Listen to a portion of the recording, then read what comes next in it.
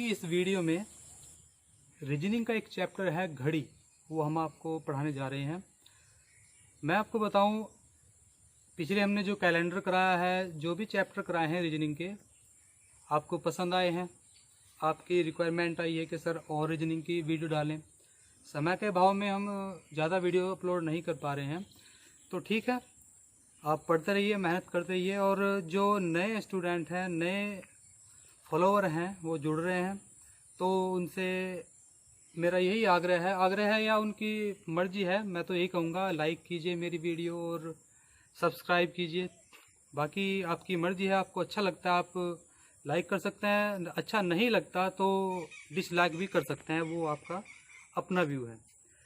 घड़ी के चैप्टर में मैं आपको बताऊं, प्रश्न जो पूछे जाते हैं, 3 प्रकार से इसमें प्रश्न पूछे जाते हैं। नंबर 1, कोण पर आधारित प्रश्न। नंबर 2, दर्पण प्रतिबिंब पर आधारित प्रश्न। नंबर 3, जल प्रतिबिंब पर आधारित प्रश्न।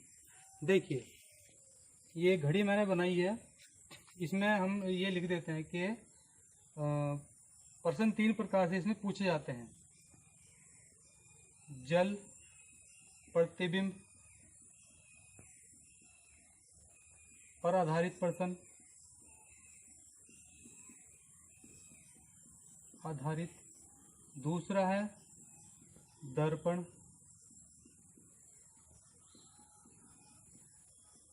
प्रतिबिंब पर आधारित, और तीसरा है कोण पर आधारित। ठीक है, तीनों ही बहुत ही महत्वपूर्ण है। सामान्यतः इन्हीं 3 टॉपिक से प्रश्न पूछे जाते हैं। तो हम यहाँ से लेकर चलेंगे।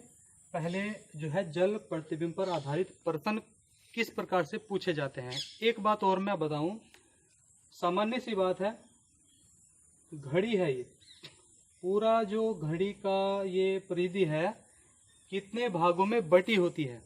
हम कह सकते हैं ये घड़ी का जो पूरा डायल है, या हम ऐसे बोल सकते हैं कि घड़ी में जो 2 सुइयां हैं, हालांकि 3 सुइयां होती हैं। छोटी सुई घंटे की सुई होती है, बड़ी सुई ये मिनट की सुई होती है, और तीसरी जो सुई होती है वह सेकंड की सुई होती है। तो हम अधिकांशतः 2 सुइयों पर चर्चा करेंगे। देखिए, दोनों सुइयां जो है पूरी परिधि में, या ऐसे कह सकते हैं घड़ी का जो पूरा डायल होता है या परिधि होती है, कितने बराबर भागों में बटी होती है। बहुत ही महत्वपूर्ण है। घड़ी का डायल या घड़ी की जो एक परिक्रमा करने में सुइयों को कितने बराबर भागों से गुजरना पड़ता है, 60 बराबर भागों से। सीधा सा प्रश्न है, यदि पूछा जाए कि घड़ी का डायल कितने बराबर भागों में बटा होता है, 60 बराबर भागों में बटा होता है। चलिए, अब पहला जो टॉपिक है आपका, जल प्रतिबिंब पर आधारित प्रश्न। प्रश्न कैसे करोगे आप? क्या करना है, यदि आपसे पूछा जाए कि कोई घड़ी है, दीवार पर लगी हुई है, उसका जल प्रतिबिंब बताइए। उसमें समय दिया होगा, कुछ भी समय दिया हो, दीवार पर लगी किसी घड़ी में 7:30 हुए हैं, तो बताइए उसका जल प्रतिबिंब क्या होगा, जल प्रतिबिंब में क्या समय दिखाई देगा। या ये पूछे, दीवार पर लगी घड़ी में 7:30 का समय हो रहा है, तो उसका क्षैतिज प्रतिबिंब बताइए। ध्यान रखिएगा, क्षैतिज प्रतिबिंब पूछे या जल प्रतिबिंब पूछे, यही ट्रिक लगनी है, एक ही बात है। देखिए कैसे। प्रश्न पूछा जाए कि दीवार पर लगी घड़ी में 7:30 हुए हैं, इसका जल प्रतिबिंब बताइए। जल प्रतिबिंब या क्षैतिज, एक ही बात है, दोनों में से कोई एक वर्ड दिया है, दोनों को एक ही प्रकार से इसको सोल्व करना है। 7:30 पर घड़ी का जल प्रतिबिंब क्या होगा या क्षैतिज प्रतिबिंब क्या होगा। ध्यान रखिएगा, जल प्रतिबिंब और क्षैतिज प्रतिबिंब निकालने के लिए मैं आपको ट्रिक बताता हूँ। क्या करना है, जो भी समय दिया होगा उसे 7:30 में जोड़ दीजिए। ध्यान से सुनिए, 7:30 में जोड़ दीजिए और जोड़ने के बाद देखिए 60 और 14।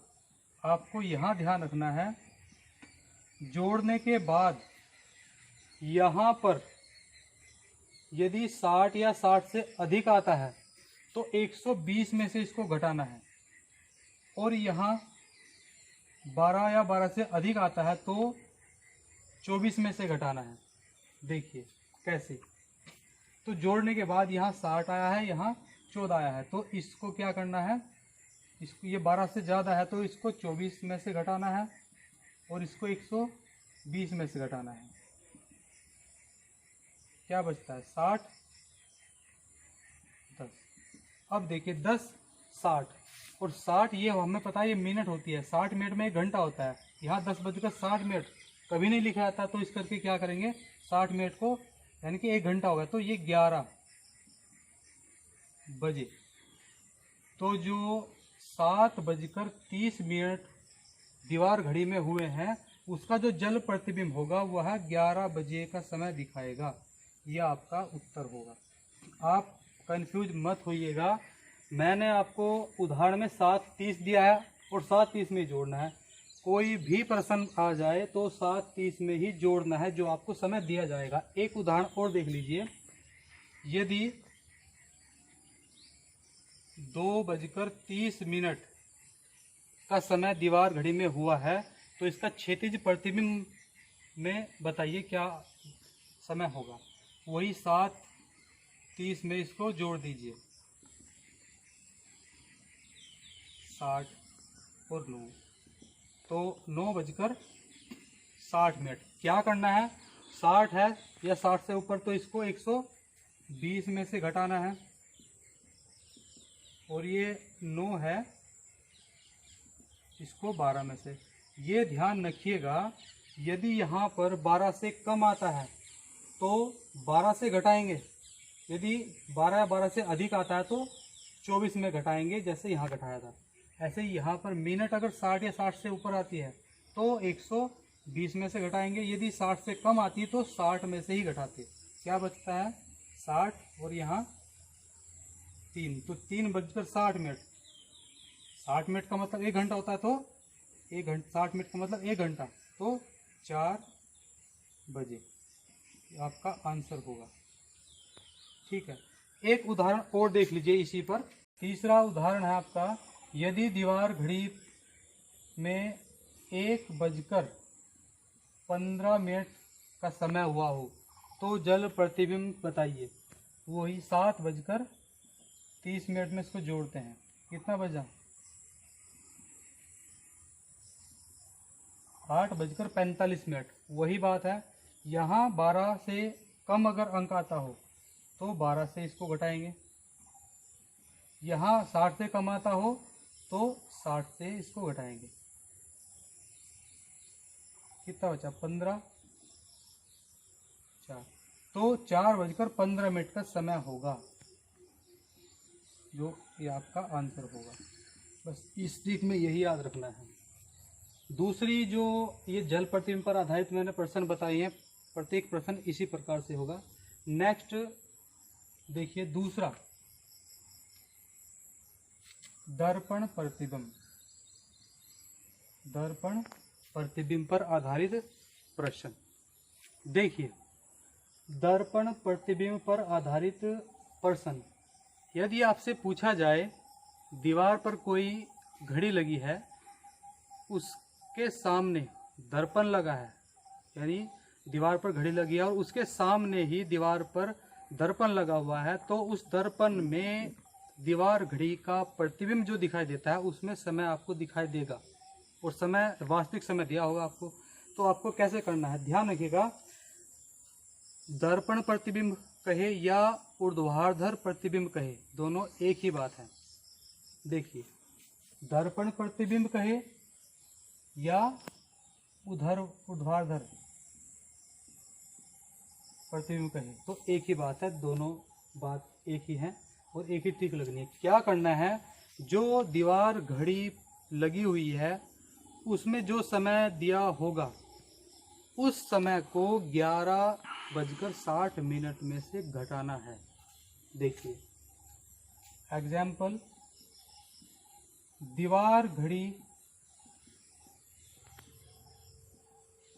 में, दीवार पर लगी घड़ी में 3:30 का समय हो रहा है, तो इसका दर्पण प्रतिबिंब बताइए। देखिए क्या करेंगे हम, 11:60 में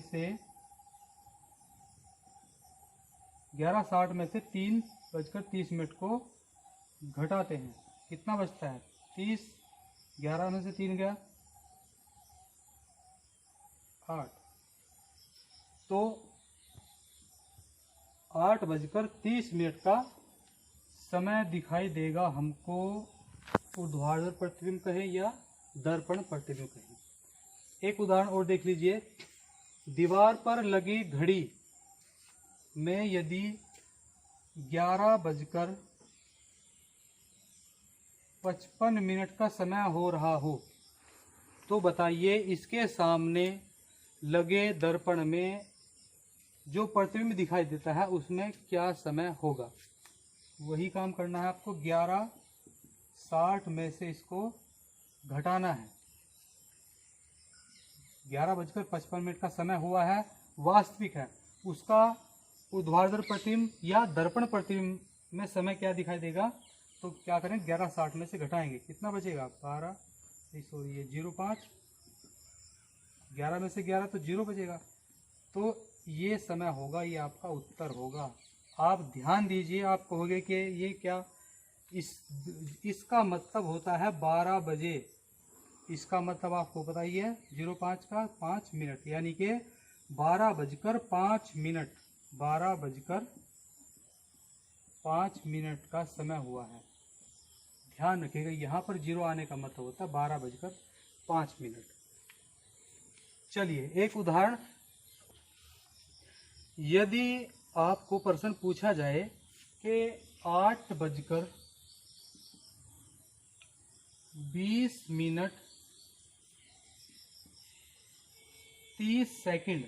इस प्रकार से, सेकंड को भी इसमें ऐड कर दे, इस प्रकार से प्रश्न पूछा जाए कि 8:20 किसी घड़ी में हुए हैं, या कोई घड़ी 8:20 पर अचानक रुक जाती है, और तो उसके सामने लगे दर्पण में प्रतिबिंब बताइए क्या होगा।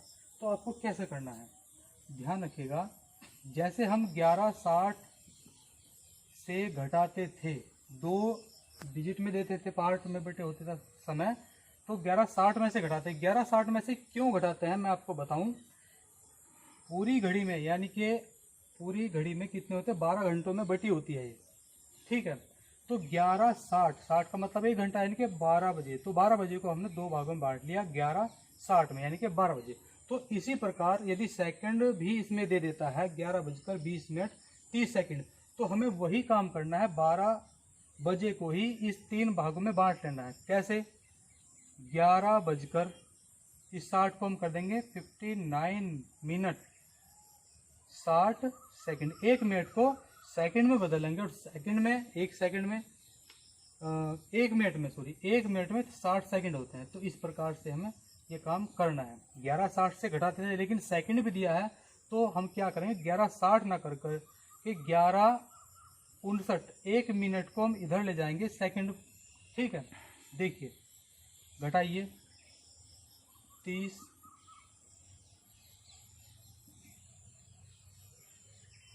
3:39 30 आंसर होगा आपका।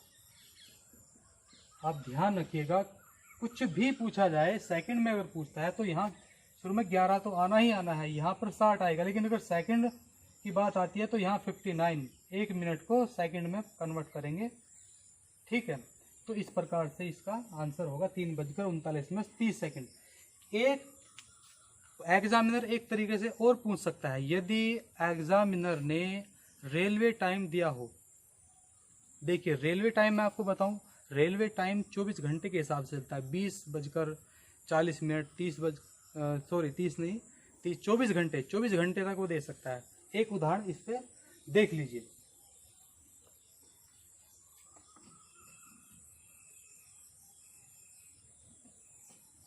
एग्जाम्पल लिखिए, यदि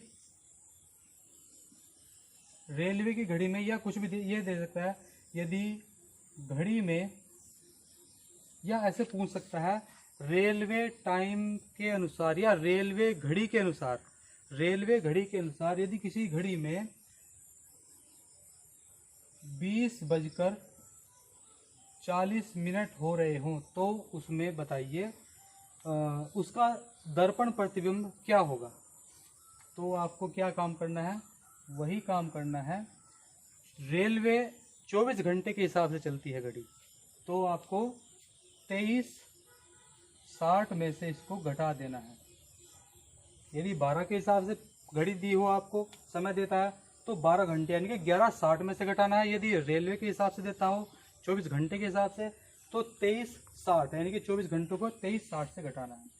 वही 20 और तो 3:20। यदि आपको समय, इस चीज़ का आपको ध्यान रखना है, यदि समय रेलवे के हिसाब से ही बताना पड़ेगा, तो 23:60 से घटाया तो 3:20। अब रेलवे का जो टाइम होता है 3 किस समय बजते हैं, आपको ये ध्यान रखना होगा कि 3 रेलवे में किस टाइम बजते हैं। तो इस प्रकार से 15, मैं आपको बताऊं, 15 यदि रेलवे के घड़ी में बजते हैं 15, तो हम 12 घंटे वाली जो घड़ी होती है हमारी नॉर्मल, तो उसमें 3 बजे होंगे, यानी कि 3 बजे हों या 15 बजे हों, एक ही बात होती है। ठीक है, 2 टॉपिक हमने आपको पूरे कराए, दर्पण प्रतिबिंब और जल प्रतिबिंब। तीसरा टॉपिक बहुत ही महत्वपूर्ण है, ये छोटे टॉपिक थे, वह थोड़ा लंबा है, उसमें कई प्रकार से प्रश्न पूछे जाते हैं। तो उसमें क्या हम बताएंगे आपको, जैसे कि 2 सुइयों के बीच का कोण, घड़ी सुस्त पड़ती है, धीमी पड़ती है या तेज चलती है, तो इस प्रकार से प्रश्न पूछे जाते हैं। ठीक है, तीसरा टॉपिक जो होगा कोण पर आधारित प्रश्न होंगे। और हमने जो आपको आज दर्पण प्रतिबिंब और जल प्रतिबिंब के बारे में समझाया है, बताया है, तो उन्हीं आधार पर आपको हम ये प्रश्न हैं, जल प्रतिबिंब पर आधारित प्रश्न और दर्पण प्रतिबिंब पर आधारित प्रश्न, 3 प्रश्न हैं, आपको सोल्व करने हैं, हल करने हैं। इनके आंसर आपको कमेंट बॉक्स में लिखकर भेजने हैं। धन्यवाद।